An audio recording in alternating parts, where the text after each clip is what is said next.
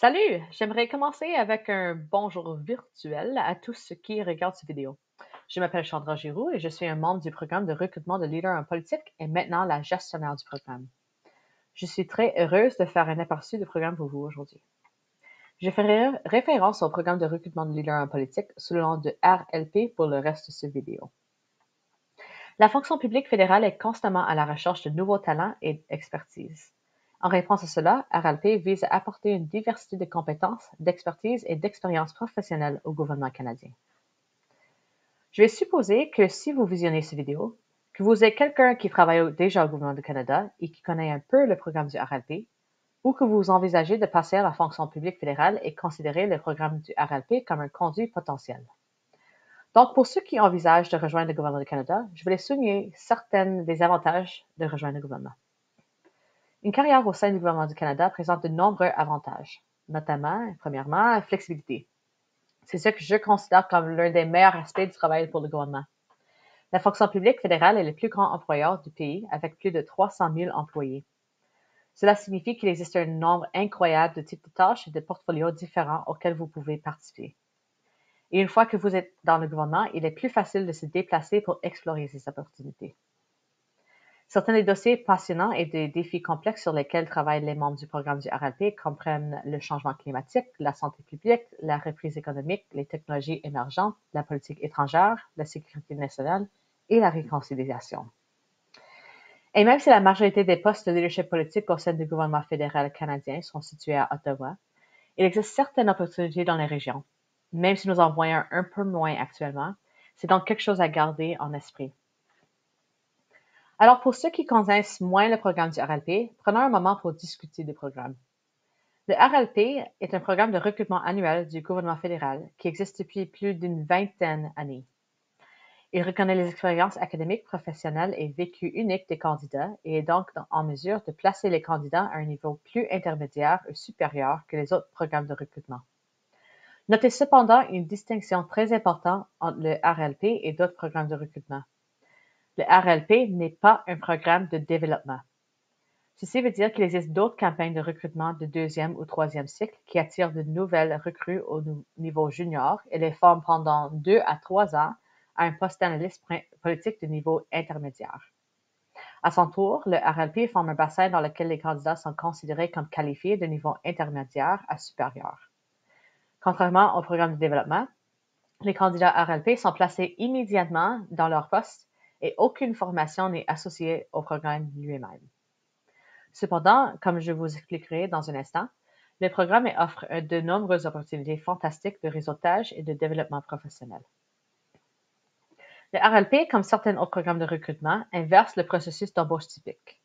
Alors que la plupart du temps, vous trouverez un poste affiché dans lequel il essaie de trouver le candidat optimal, le RLP recherche plutôt des personnes exceptionnelles, puis les met en contact avec des opportunités d'emploi qui correspondent à leurs expériences et à leurs intérêts. Le niveau de départ de chaque candidat du RLP dépendra de sa combinaison unique d'expériences académiques, professionnelles et personnelles, notamment de ses expériences significatives en gestion d'équipe, de projets, de budget, etc., ainsi que de ses capacités dans les 2 langues officielles.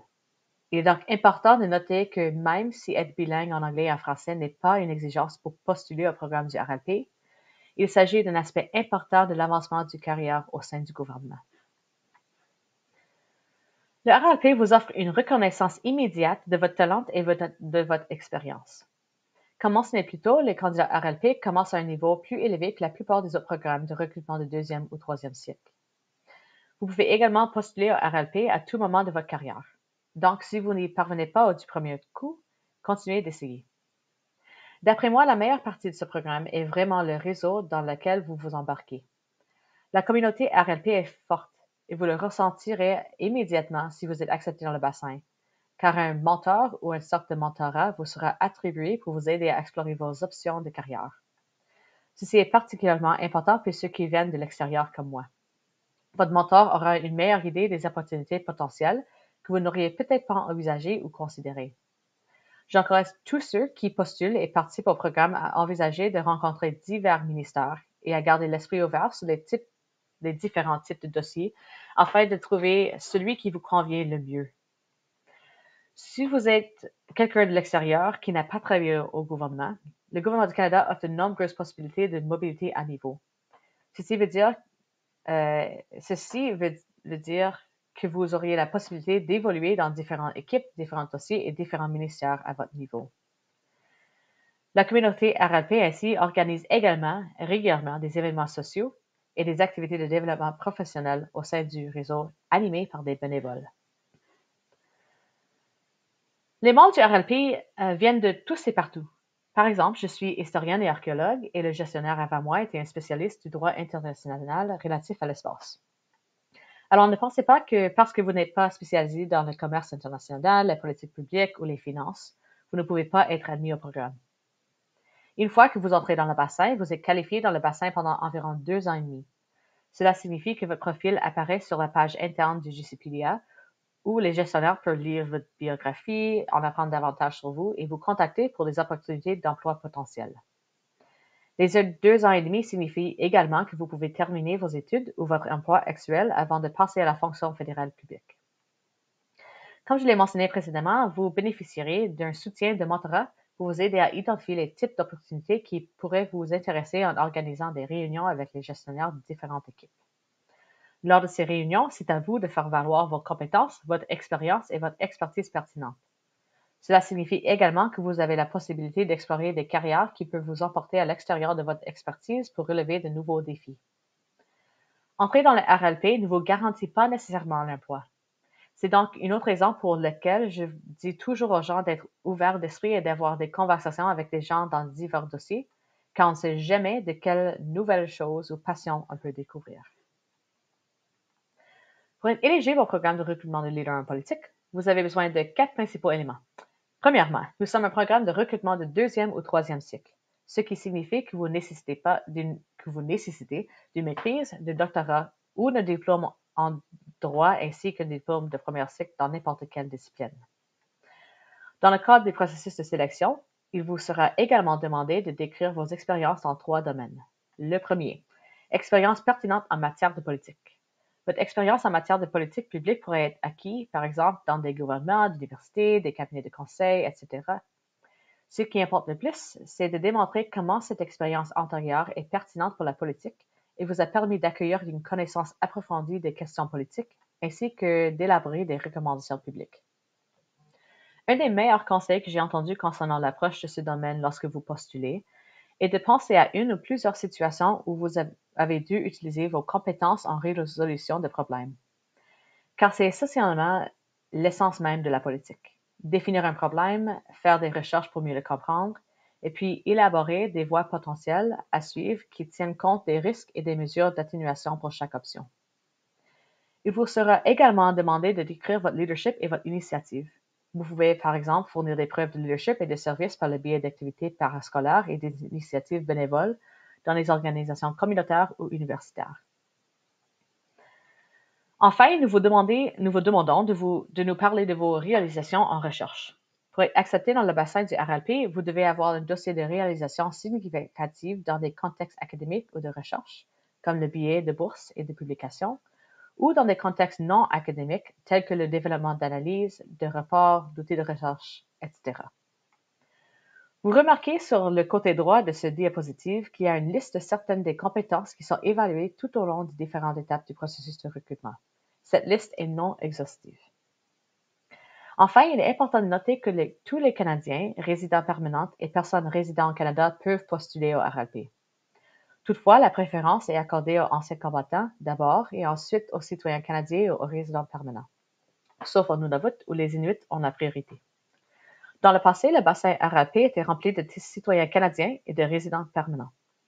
Vous êtes toujours invité à postuler si vous êtes une personne résidant au Canada, mais laissez-nous savoir si votre statut change. Les étapes du processus d'évaluation sont similaires à celles des autres processus du gouvernement du Canada, dans la mesure où vous devez soumettre une demande et si cette demande est acceptée, vous passez un examen écrit. Si vous réussissez, nous vous inviterons à un entretien. La réussite de l'entretien passe alors par la vérification des références et des documents. Puisque nous en sommes actuellement à la phase initiale de candidature, je vais me concentrer là-dessus. Pour la candidature initiale, vous devez répondre aux questions de présélection dont nous avons parlé sur la diapositive précédente.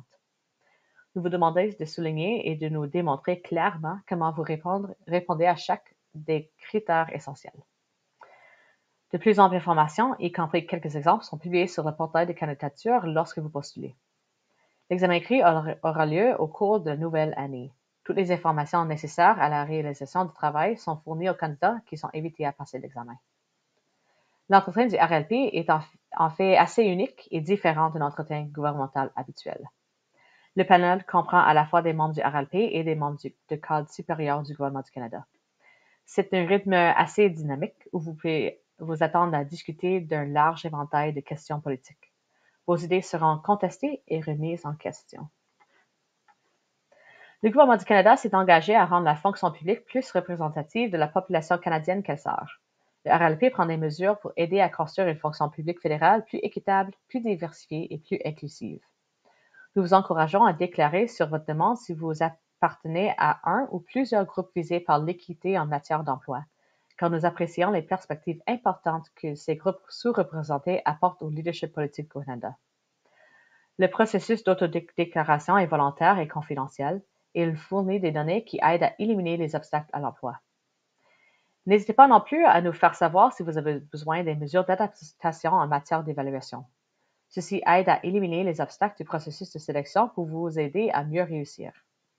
Vous pouvez demander des mesures d'adaptation à tout moment du processus, mais nous vous encourageons à prendre contact avec nous le plus tôt possible.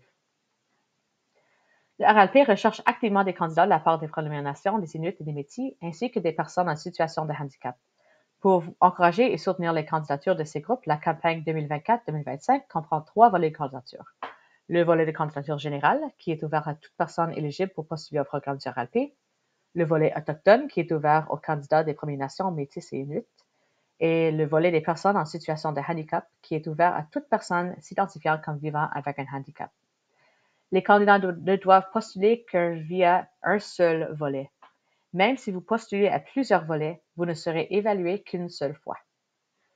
Pour terminer, je tiens à souligner que le RLP est très compétitif. Nous recevrons habituellement environ 2000 demandes chaque année et 1 à 2 % se qualifient pour le programme. Les candidats sont encouragés à évaluer eux-mêmes s'ils conviennent au programme et s'ils répondent à tous les critères requis. Lorsque vous posez votre candidature, veuillez à expliquer clairement comment vous répondez à chaque critère et à fournir les informations nécessaires pour que les examinateurs puissent évaluer les éléments qu'ils ne connaissent peut-être pas. Si vous souhaitez en savoir plus, s'il vous plaît, visitez notre site web et notre YouTube. Je vous recommande également fortement d'assister à une séance de questions-réponses. Au cours de ces sessions, les membres du RLP parleront de leurs expériences tout au long du processus de candidature et répondront à toutes vos questions en direct. Merci d'avoir pris le temps de m'écouter. Je vous souhaite bonne chance dans vos candidatures.